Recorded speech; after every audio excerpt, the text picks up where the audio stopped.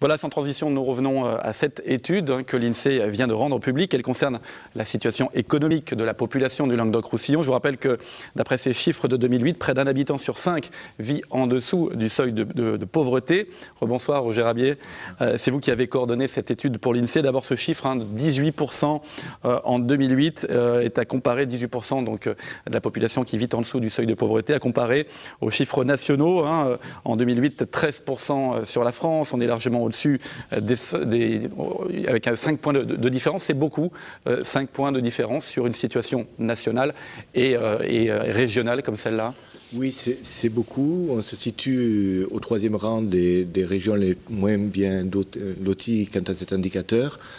On peut évoquer des éléments d'explication qui ne sont pas étonnants.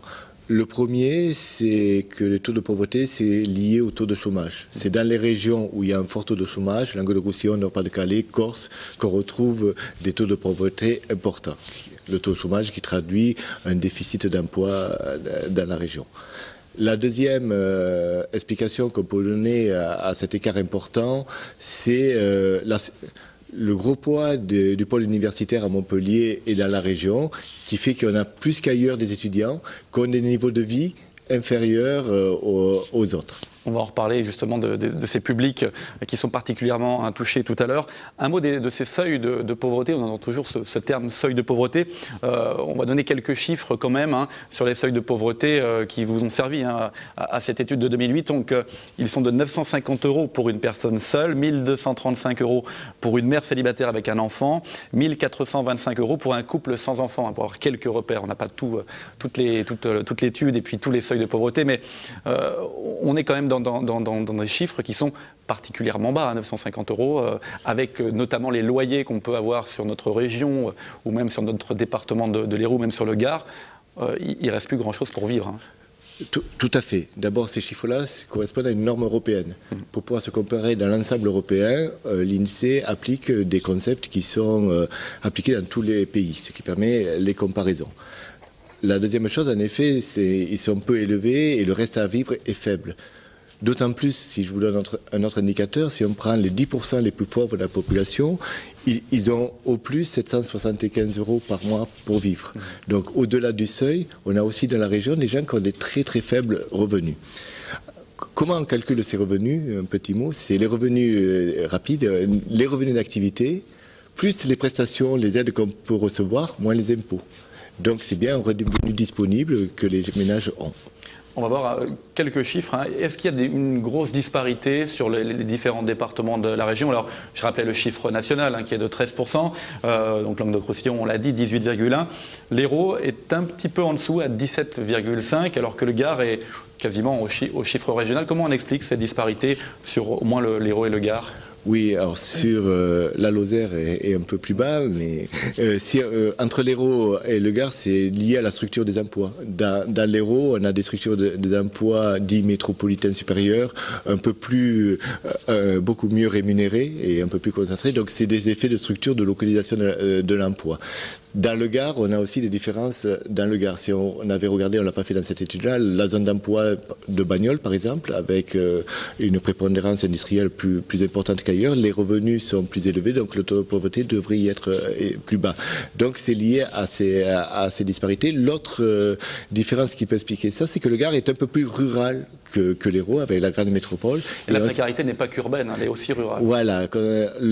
Si on prend dans le Languedoc-Roussillon, on a dans le monde rural 19% des habitants qui sont en dessous de cette pauvreté.